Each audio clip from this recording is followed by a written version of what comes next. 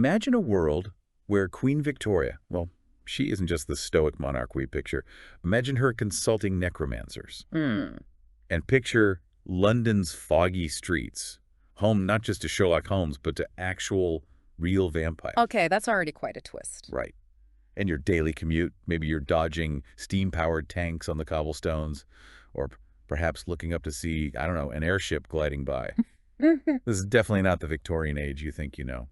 Welcome, everyone, to the Uncanny Valley podcast. Yeah, welcome. Today, we are taking a really unique journey, diving into an alternate universe. It's a reality shaped by history we recognize, but twisted by some seriously unexpected elements. And our mission today, based on the fantastic materials you've shared with us, is to help unpack this mind-bending reality of New Europa.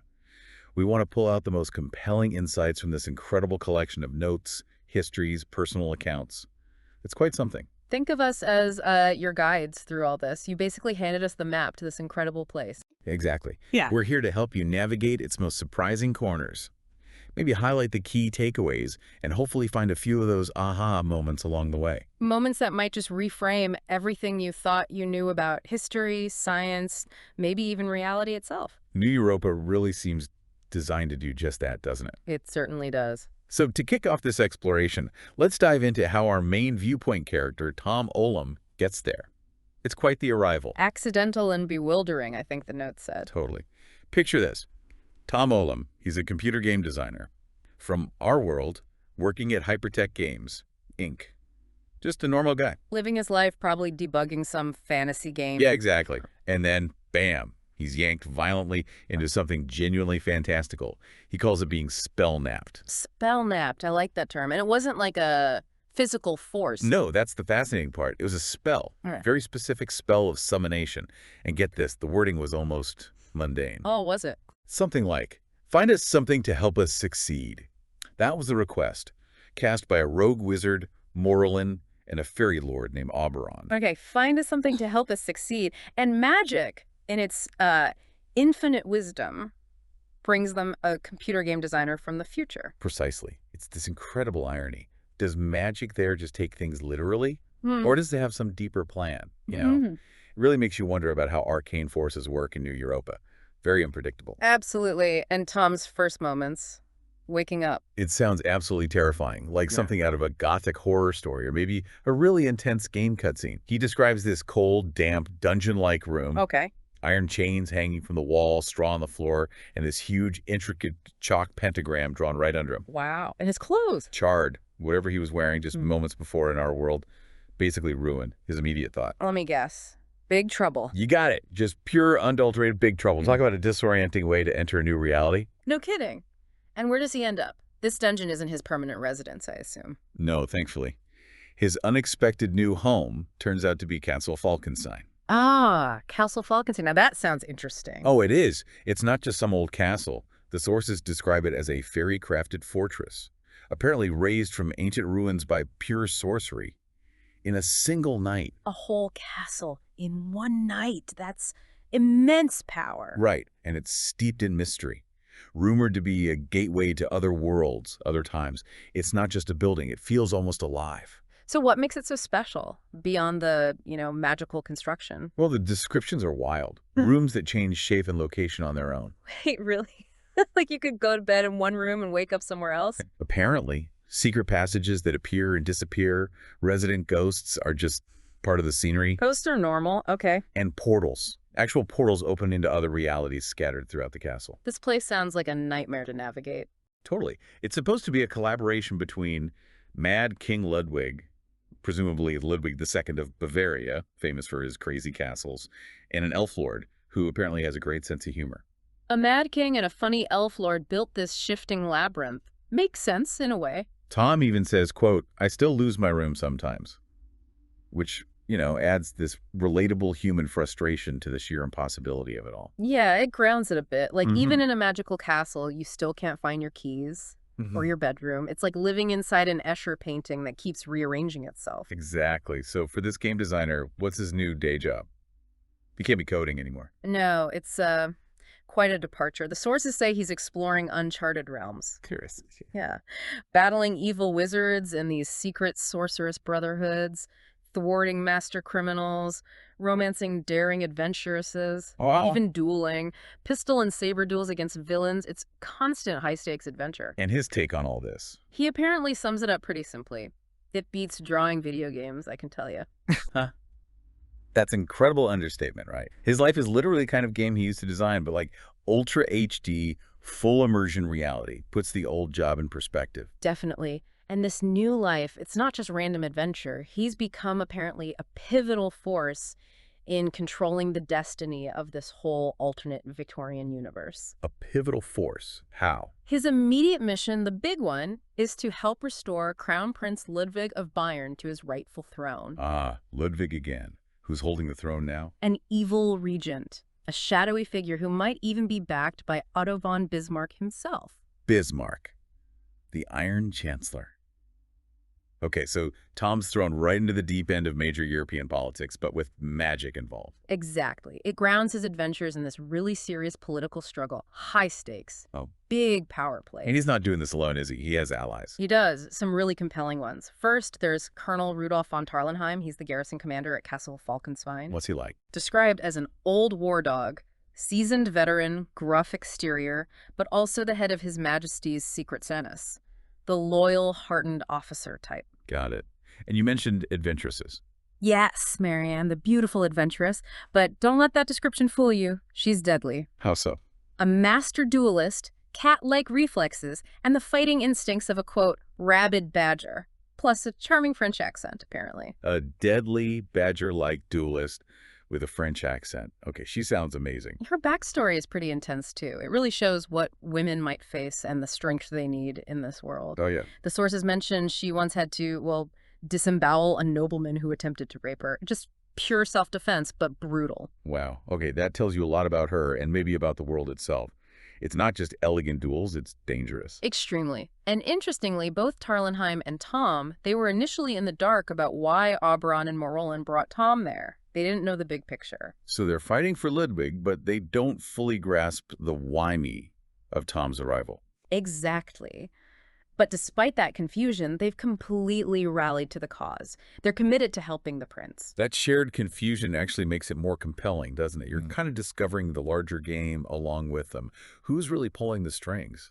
Is Tom just a pawn for these powerful fairy and wizards? It raises those questions immediately. How much agency do they really have? Okay, so we've got Tom.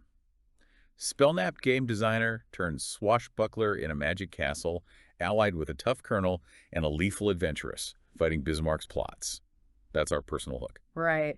Now let's zoom out. Let's really look at New Europa itself. This incredible canvas, painted with history we know, but then just deviating wildly into the fantastic. Yeah, the core weirdness, as the sources call it, is this perfect fusion of the Victorian age I know in a magical reality. It's everywhere. How does that fusion manifest? Well, think about the people. We have historical figures we all recognize. Queen Victoria, Charles Darwin, Karl Marx, Bismarck, Napoleon III. They're all there interacting. Okay, standard alternate history so far. But wait, they coexist with characters we know as purely fictional. Phileas Fogg, Alice from Wonderland, Sherlock Holmes, Count Dracula, Captain Nemo, Rober the Conqueror, even the Time Traveler. Wait, what? Fictional characters are walking around like real people. Exactly. And here's the kicker. The sources claim authors like Jules Verne. They weren't novelists in New Europa. They weren't. Then what were they? Opportunistic science writers who serialized their adventures. The characters they wrote about, Nemo, Fogg, Rober, they were real. Verne just wrote down their actual exploits. Hold on, so Phileas Fogg actually went around the world in 80 days and Verne just reported on it. Apparently. Maybe Fogg even complained. Verne over-dramatized it, typical French journalism. That completely flips the script on fiction and reality. It implies that stories we think are made up could be actual history in another universe. Yeah. That's a really profound idea about narrative itself. Right. It makes you look at our own stories differently, what truth might be hiding in our fiction. It's a fascinating meta layer to this world. Okay, let's dig into the geopolitics then. It's the imperial age, right? Brinkmanship, empire building, but with magic. Definitely. Take Britain. Still the biggest economic empire, huge global power. But it's got a darker side here. Darker how? The industrial towns are even more squalid, like Dickens on steroids. Real human suffering. And technology gets used for control. Like what?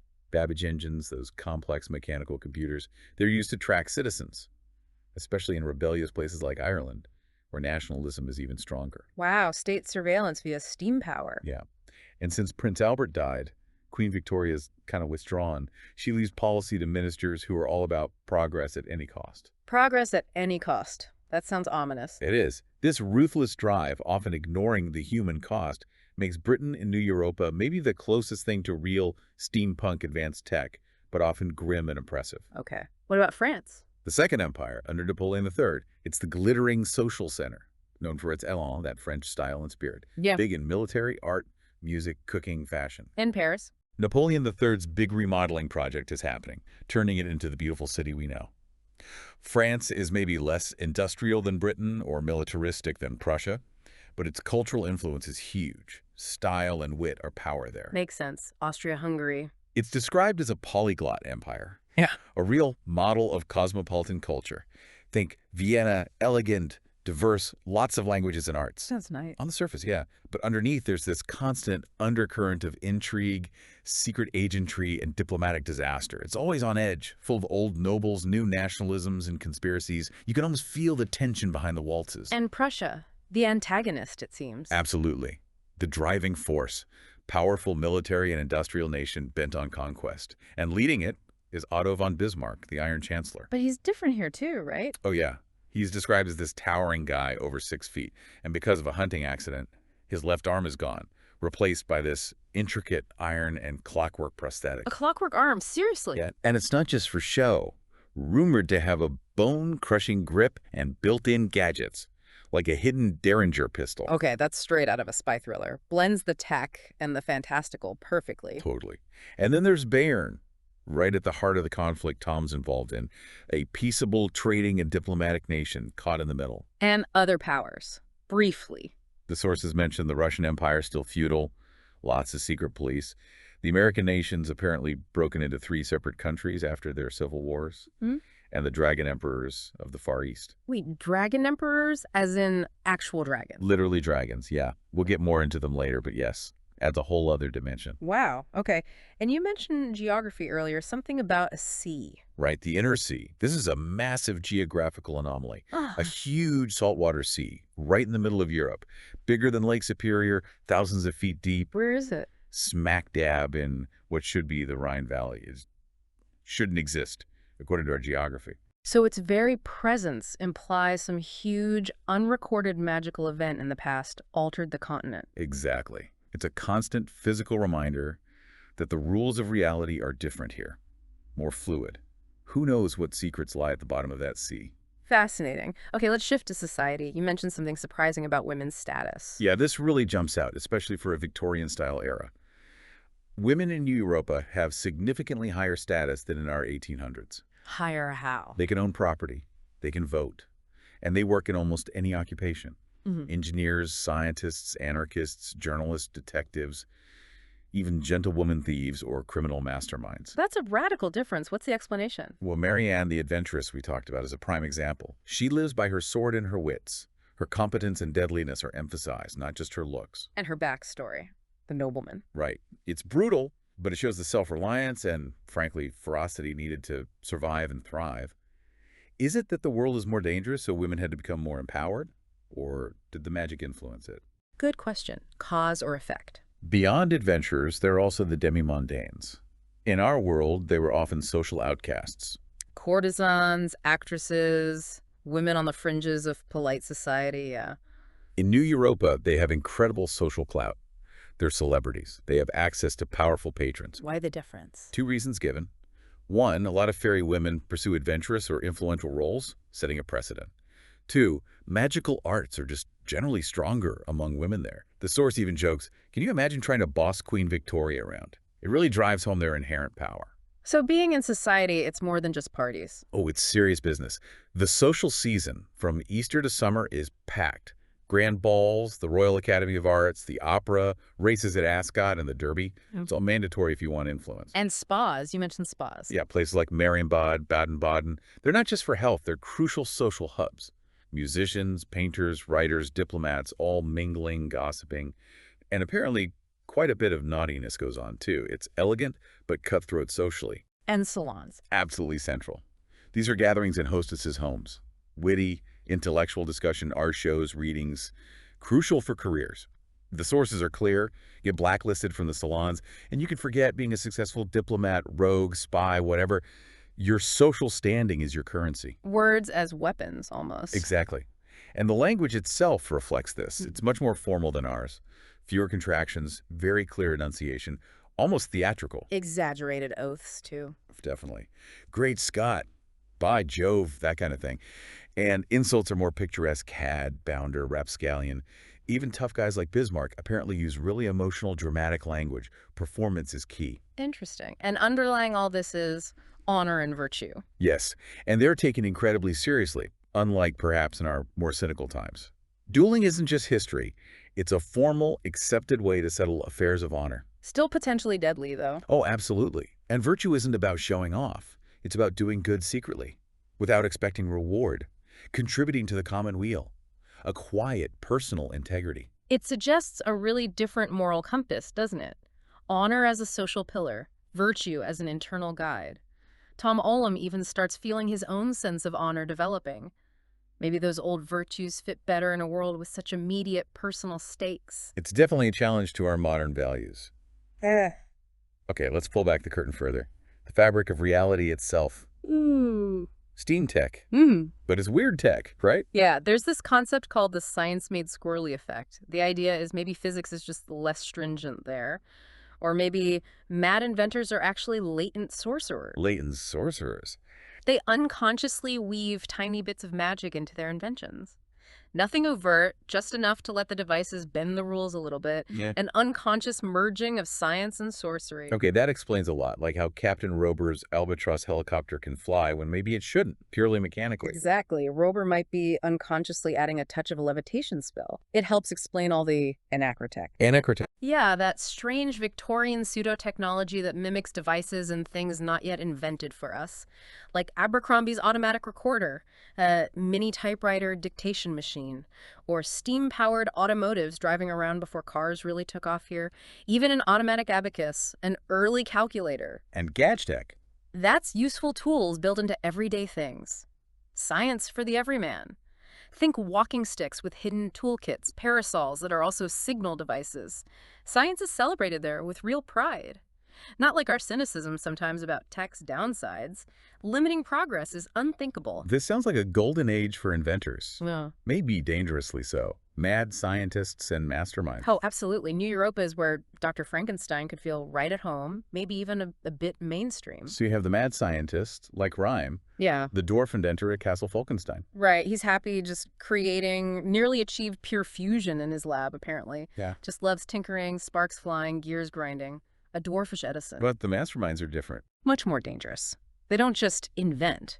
They want to use their creations for revenge or power or some twisted noble cause. Figures like Moriarty, Captain Nemo, Rober again, Dr. Lovelorn, the Master. What kind of goals do they have? Grand, often terrifying ones. Destroying armies to force peace. Mind-controlling leaders for a forced utopia. They're the ones weaponizing the squirrely science, the latent magic, to change the world, often violently. Okay, so science is bent. What about actual magic? Spelled with a K. Right, magic. It's treated as alive, structured, not just random power. Yeah. The sources describe it as tangible energy, like knots and webs woven into reality. You can manipulate it, almost like engineering. And this is done through sorceress orders, secret societies. Exactly. Groups like the Illuminated Brotherhood of Bayern, the Golden Dawn, Druidic Temples, the Lodge of the Temple of Ra, Freemasons, the White Lodge. They're all active behind the scenes. Doing what? Exchanging spells, fighting rival wizard gangs, shaping politics. They're the unseen power players. And they've rewritten history. Oh, yeah. The sources claim the Knights Templar used great spells to wipe out the Aztecs, and the Aztecs retaliated with madness spells against the Spanish Inquisition. History and magic are completely intertwined. So it's studied like an academic subject. Definitely. Scholastic sorcery, practiced in orders, lodges, strict rules, passed down knowledge, huge libraries, even universities of sorcery like in Le Guin's Earthsea. It's a serious discipline. But then there's engine magic. That sounds different. A state secret. The ultimate state secret, yeah. Belonging to Bayern, attributed to an alternate Leonardo da Vinci. Alternate Leonardo. Yeah. Apparently his genius was even less bound by our physics. He created the Codex Pacifica designs for engines of sorcery. Sorcery engines, what do they do? They're sorcerous automata, machines that can perform one simple spell but really well and continuously. Ooh, Driven by clockwork, water, air, or steam. examples. Rhyme, the dwarf, built an illusion engine early on, but the big one is the magnetic engine. It powers the Bayernese aeronavy. How does that work? Levitation.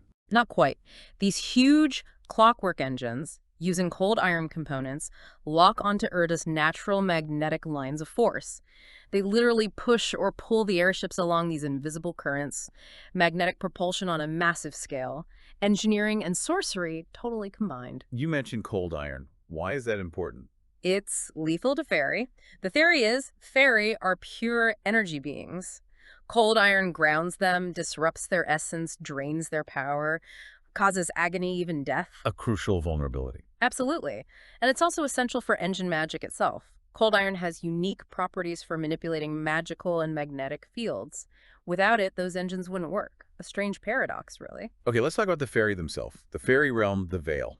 It's not like the storybooks, is it? Not at all. The sources describe the true Faerie Vale as terrifying, a featureless place, a swirling maelstrom of shifting blue light, the land of unreason. So the pretty forests and castles are Illusions. Dream states projected for their own comfort and the sanity of any mortal guests. Imagine seeing behind that curtain. Chilling. And the fairy origin, energy beings. Pure energy, yeah. They couldn't really create stable things until they found doorways to mortal universes. Like ours. Discovering solid reality led to this deep addiction to man and his creations. They got hooked on form and structure. And this addiction causes conflict. Big time. It's apparently the root of the Unseely's hatred for humans. They blame us for getting them hooked. So the courts. Seelie and Unseelie. Light and dark fairy. Basically, Seelie project eternal spring, gossamer castles, light. Unseelie prefer twisted dark woods, swamps, fire pits. But both courts hunger for mortal reality, want to exploit it. But there's something holding them back.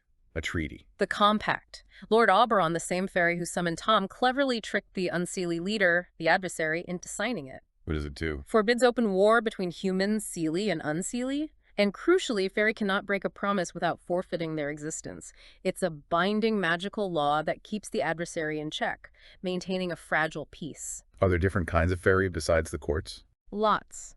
High fairy like the Tuatha De Danann ancient giants, powerful sorcerers, Oberon might be one, their descendants, the Dawin seed. Then lesser fairy who interact more with humans, often dangerously. Like who? Bogies, or redcaps, small, goblin-like, actively kill mortals, dye their hats in blood. Spies for the Unseelie. Yikes. Leprechauns, Irish kobolds, shoemakers, tricksters, gold finders. Nymphs, nature spirits bound to places, seduce and bind lovers. Fukas, animal shapeshifters, pranksters. Pixies, love charms, mislead people. Forest women healers, grant creativity. Water demons, drown victims. Vampires. Terrifyingly, they're described as bad fairy-human crossbreeds. Yeah. Insatiable bloodlust, shape-shifting abilities, not romantic figures here. What powers do fairy generally have? Weaknesses. Powers include etherealness, pass through walls, fly, Yeah. glamour, mind-confusing illusions, shape-shifting. But limitations are key. Most can't use formal sorcery, only powerful ancients like Oberon. And cold iron is universally lethal. That's the big one. Okay, and then dragons, the sixth great power. Yes. And forget Smog. These dragons are witty, educated, and magically adept, highly intelligent. Their origin. Get this. Descended from Cretaceous pterosaurs. Pterodactylus sapiens, an alternate evolutionary path. Pterodactyls. Wow. They have a racial memory, deep innate knowledge of Earth's ancient history.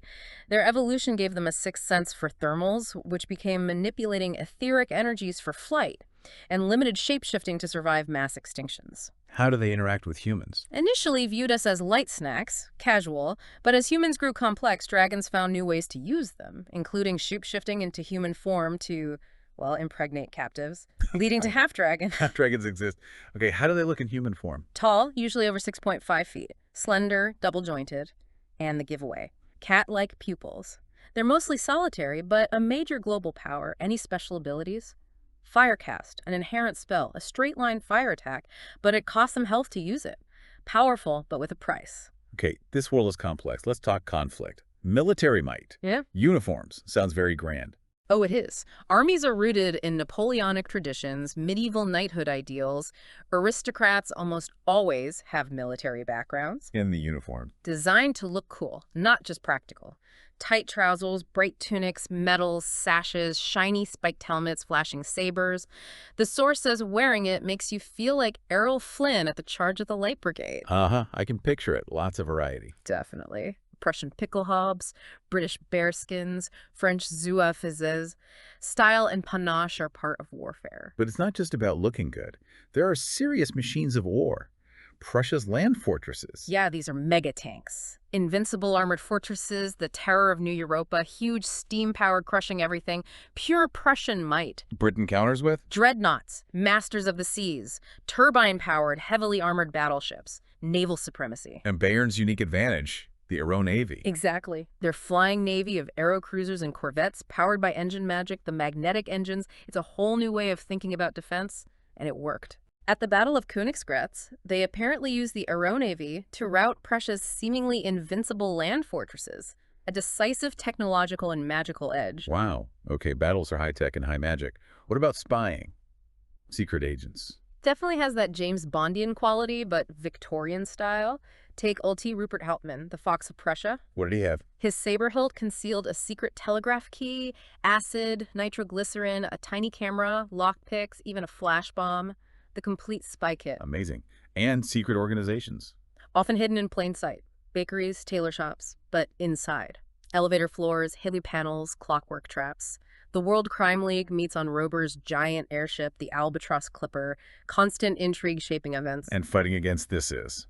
The Second Compact Alliance, this loose association of wizards, fairy, dragons, and dwarfs. Their goal: slow down the unseelie-inspired tech, head off the grim steampunk revolution. Preserve the balance. Which brings us back to Königsgrätz, 1866. That was a key battle. Absolutely pivotal.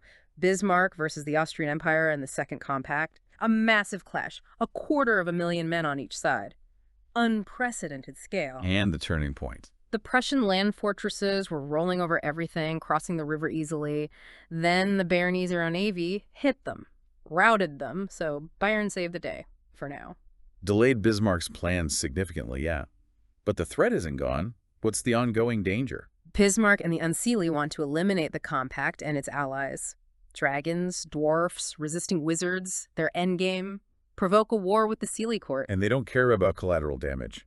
Humans. The Unseelie explicitly don't care if all humanity is annihilated in the process. They just want a revenge on Oberon and the Seelie for the Compact. Utterly ruthless. So King Ludwig's call for a new compact, this new alliance, is critical. Absolutely vital for survival. Unite mages, fairy, dragons, dwarfs. Preserve this golden age of honor and fair play before it's destroyed. And Tom's role is key in making this happen. He has to inspire this fragile alliance. Which leads to his personal quest. Negotiating with the dwarfs. Exactly. He, Morlin, and Marianne have to persuade the Dwarf King to allow a large sorcery engine to be built. It's crucial for the alliance. But Rhyme, the dwarf inventor, is reluctant. Deeply. Partly the challenge, but also personal. It's revealed the Dwarf King's daughter is Rhyme's secret partner, his love. It complicates everything. Wow, a secret romance in the middle of world-saving politics. Adds layers of tension. And just getting to the dwarf hold, Kazakh Korm in the Alps was dangerous. They were pursued by the terrifying Wild Hunt Unseelie forces. A desperate race. So this negotiation, it's high stakes on every level. Immensely. Tom realizes controlling these sorceress machines might be the only way to secure the Dwarf Alliance. Their arrival at Kazakh Korm sets the stage for the next critical phase. Personal lives, grand strategy, all intertwined. What an incredible tapestry. We've journeyed through this world where history, magic, technology, even fiction itself are all woven together in unexpected ways. New Europa really is a testament to imagination, isn't it? Stretching reality's boundaries to create something familiar yet deeply uncanny. High adventure, deep intrigue, and a constant battle for the soul of an age. It makes you think, doesn't it? In a world where fictional characters might be real, where impossible engines work through engine magic, what does that suggest about our own reality? What seemingly impossible steam tech or magic might just be waiting around the corner for us? Are there parts of our own world that are just as uncanny, just waiting for us to see them differently? Maybe the line between our world and one like New Europa is thinner than we think. just a matter of perception, perhaps. It's a provocative thought. The sources you shared, this whole world, it's just the tip of the iceberg, really. There's so much more to explore, more connections to make. We really hope you continue to delve into this incredible setting. Absolutely. Well, thank you for joining us on this fascinating exploration today. This has been the Uncanny Valley Podcast.